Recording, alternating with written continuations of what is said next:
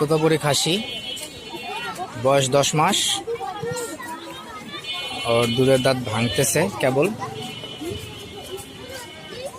এখনো নতুন করে দাঁত ওঠে নাই। তবে কোরবানির মধ্যে হয়তো এক দাঁত হয়ে যাবে ইনশাল্লাহ, কারণ কোরবানি যেহেতু আরো 5 মাস 6 মাস বাকি আছে। ফেস পাঞ্চ কোয়ালিটি ভালো, অরিজিনাল পিওর বিট তোতাপুরি। এটা পাঠা করলে ভালো দামে সেল করা যেত, কিন্তু শখ করে খাসি করছি, বড় খাসি পালার ইচ্ছা। কিন্তু এখন জায়গা সংকটের জন্য বিক্রি করতে হবে।